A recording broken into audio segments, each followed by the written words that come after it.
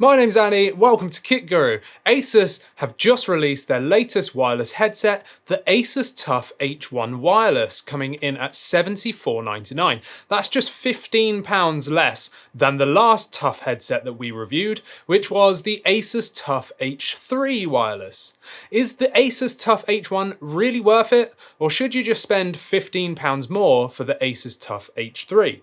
Let's find out. Don't forget to hit that like and subscribe button because it helps to support us here for free. The box has the expected TUF branding, a black and silver design with plenty of information about the headset, displaying the key features and a couple of nice glossy product shots. If I saw this in a retail store, I'd be happy that I knew what was on offer from the H1. Inside the box we have the manual, a warranty info, the headset itself, a super short 1 meter USB-A to USB-C cable for charging, a USB-A to USB-C adapter, and the USB-C wireless dongle. The cable is just for charging. It's fairly stiff and kinks don't pull out properly, but it does have one of the tightest braids I've seen. Doesn't look like it will fray easily.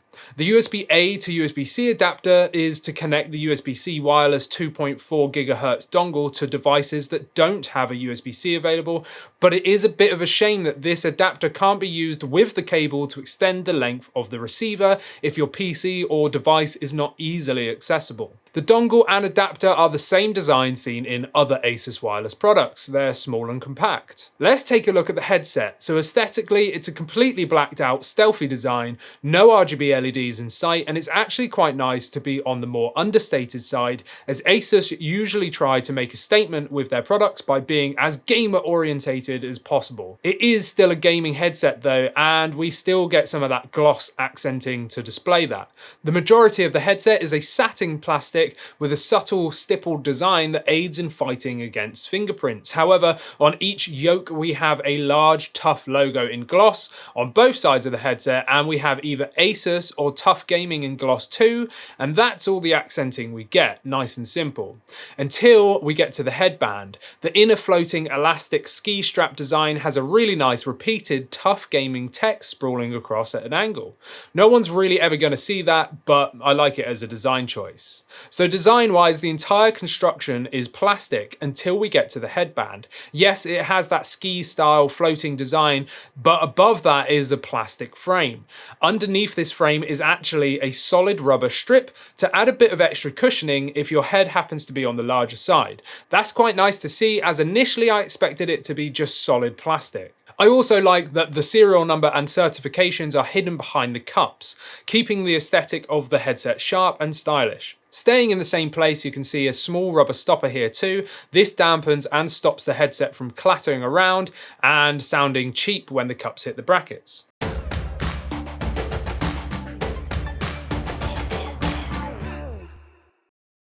The headset itself is very similar in shape to the ASUS TUF H3 that Christina previously reviewed. Mainly the cups, yokes and brackets are the same. The design is slightly different as the H1 has that TUF logo on the cups rather than the ASUS logo of the H3, but looking at the controls and placements of them, they're exactly the same. Even the microphone arm and ends look identical to the H3, but it's sad to see the microphone isn't removable at all, but I suppose they had to keep costs down somewhere. The H1 also reminds me of SteelSeries headsets like the Arctis 7P that Christina reviewed previously too.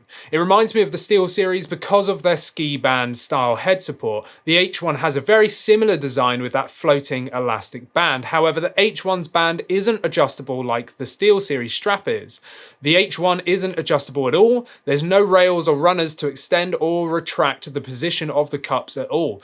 Adjustment is purely done by this floating band design. Cushion-wise, they're super soft. They're not memory foam as they spring back to their original position right away, but there is plenty of padding there. Squeezing hard with my fingers doesn't reveal any hard plastic edges underneath either. They are a leather feel, but this is artificial. We'll cover comfort towards the end.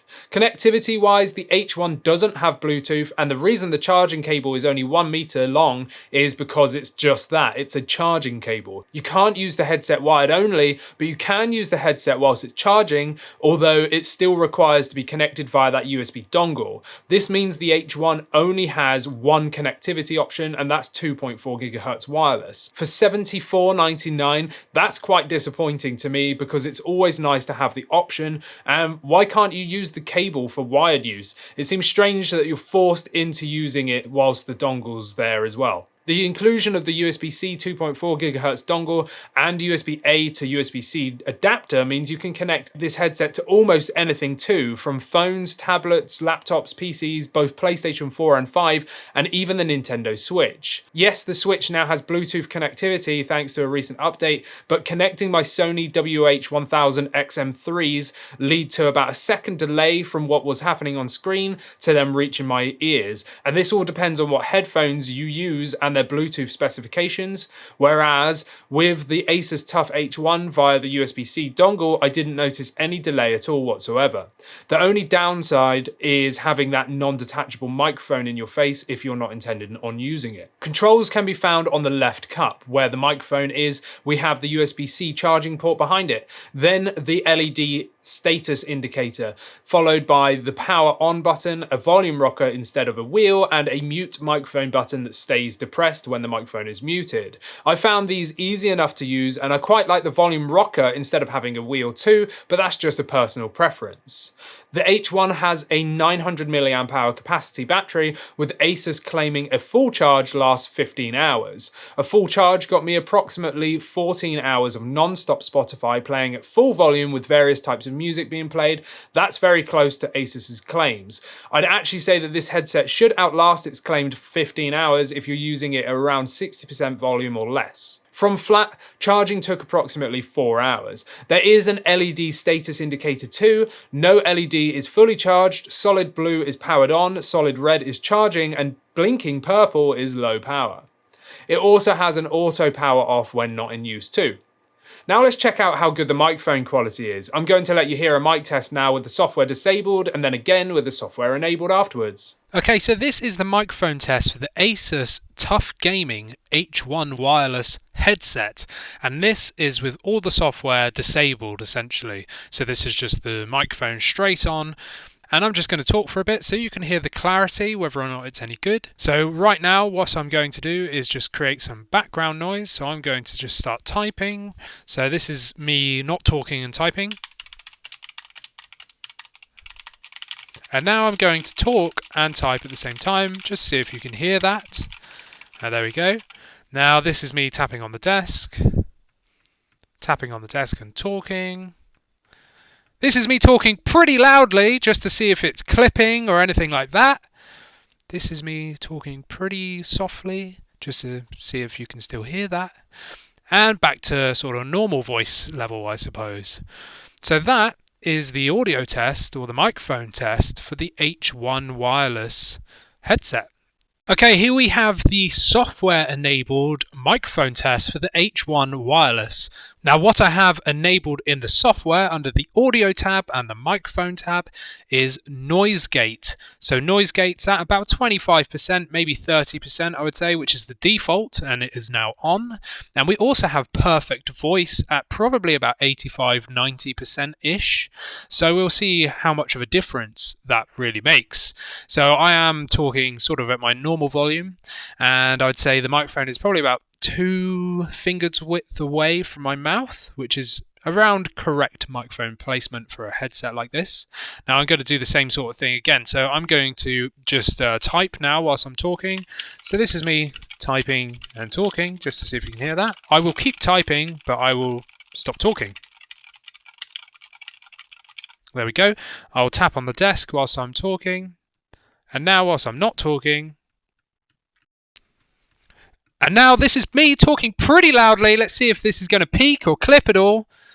And this is me talking pretty softly, just to see if you can still hear that. Now back to sort of normal voice. Hopefully this has improved the microphone a little bit. But, you know, let's talk about what we think of these tests. Sadly, the microphone quality is pretty bad in both instances, and for $74.99, it's not acceptable in my opinion. With the software disabled, the audio quality is almost distorted, lots of plosives or breath noise as the microphone doesn't have a pop filter or wind foam around the end of it. The recording is a little tinny and clips when talking loudly. I was excited to see software support for the microphone. I thought that might save it, but sadly again I was disappointed. With the software enabled, either the noise gate or perfect voice seemed to cut out lower frequencies, more like a low pass filter to try and reduce noise instead of just turning the microphone off once the input goes below a certain threshold, which is typically how a noise gate works. Either way, my voice sounded tinnier, more highs coming through, overall sound still sounded slightly distorted, and the plosive/wind noise didn't improve either. Personally, despite both being lackluster, I preferred the sound without software enabled, but both were pretty bad in my opinion. It does the job though. You can hear my voice. It's not overly muffled or quiet, but it certainly wasn't pleasant to listen to. I went back to rewatch Christina's ASUS TUF H3 wireless headset review to listen to her microphone test, and it sounded exactly the same as my test here with the H1, which was a shame too, because even the H3, is £15 more expensive, and I'd expect that to have a much better microphone. The ASUS TUF H1 wireless has support from ASUS Armory Crate software. Download the latest version and check for firmware updates too. The software is super simple and intuitive to use. We have 3 tabs along the top. Working backwards is firmware update, then power. This displays how much battery you have left or how much charge it's taking. I'm glad to see it does show battery percent in increments of 25. Also, this displays in the icon area in Windows too. Then we have the audio tab. This is where all the settings are found. On the left side we have device settings, a volume slider, a mixer for panning left or right, our bitrate that cannot be changed, and then frequencies that can be changed from 48,000 Hz or 44,100 Hz. Underneath that we have our microphone volume and a listen back button. Sadly, this isn't the same as SideSense that we see in other headsets that in real time let you hear your own voice to stop you from shouting. This is just to make sure that the microphone is working. You can't adjust the volume of the playback, and it's also delayed by maybe 500 milliseconds, so it's impractical to use this as a SideSense solution. So for $74.99, I wouldn't buy a headset without microphone monitoring like SideSense personally. Moving to the right, we have sound optimization, a drop down to change preset profiles from communication, flat, FPS, gaming, music, movie, racing, and RPG. Selecting any of these will make the settings below change. Selecting flat has everything off and the equalizer remains flat, whereas selecting movie turns on reverb, adjusts EQ, and turns virtual surround sound on as well, along with bass boost and compressor. I like that it displays exactly what each profile does and then lets you tinker with them too. Now we're going to cover the parts of this headset that are arguably the most important: how it sounds, the build quality, and comfort. The ASUS TUF H1 has 40mm neodymium drivers with a frequency response of 20 Hz to 20 kHz and an impedance of 60 ohms. The first thing I noticed is that these get very loud, super loud. 50% volume was about as much as I could stand. The other excellent thing is that even at 50% volume, others in the room won't be able to hear what you're listening to. Christina told me she couldn't hear a thing despite being sat 1 meters away from me. Changing the volume also changes system volume, so there aren't 2 separate volumes for the device and the headset. Selecting the flat profile, I listened to a variety of music from classical, jazz to metal. Everything sounded excellent, all instruments were clearly distinguishable, bass was lacking, but this is a flat profile, so I turned bass boost on and at about 30% fixed that for me. What I didn't like was the music profile mode, especially listening to metal. The voice clarity option in the software gets enabled and it makes the frequencies of vocals weirdly tinny. It sounded much better with the flat profile enabled and a couple of manual tweaks like bass boost. You can always EQ it yourself too if you wanted to. Listening to YouTube videos and watching some Netflix was also great. I find all the sound profiles in the software a little bit too harsh though. There's too many settings applied rather than a more subtle approach, but again, that's changeable manually. Playing games was excellent too. Using virtual surround sound was very good, and I preferred having that enabled rather than just standard stereo for FPS games where you want to hear which direction enemies are coming from. Luckily, despite its shortfalls so far, the H1 absolutely excels on the audio audio front. Everything I threw at them sounded excellent, and the cups sealed well around my ears, not letting any outside noise in at all.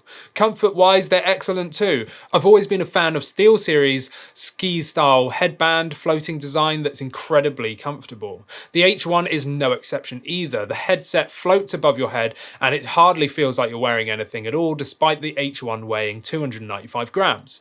I sat for hours listening to music and playing games, and I never had fatigue from wearing it. Unlike my own personal headset, the Closeup Virtuoso, which cost me around £150 at the time, I can't wear that for more than 2 hours without getting pain on the top of my head. This headset is much more comfortable and costs about half the price of my Corsair one. The cups were soft and didn't cause me any sweat either, but it is November and it's on the cooler side here in the UK now. Build quality wise, the H1 is excellent. Despite being all plastic, there's no creaking at all, even when bent and pulled around harshly. Squeezing the cups hard causes no flex either, and overall the quality of the headset is very good for the price. Everything has been made very well, and it doesn't look or feel cheap in my opinion. In conclusion, despite the microphone being pretty lackluster, the fact it's not a detachable microphone either, severely limited connectivity options, lack of side sense, well, there's a few issues there, I suppose, but there's not really anything for me to complain about here other than the price point. If the H1 was coming in at around £40 to £50, I could look past these shortcomings and recommend this headset easily. However, for just £15 more, you could just go and buy the ASUS TUF H3 headset that has more connectivity options, so probably better suited to more people's needs. On the other hand, out of all the connectivity types available, 2.4 GHz wireless is the one that I would want the most, and it has compatibility with almost everything. What matters is the audio quality, and this headset performs very well there, along with the comfort and build quality being good too.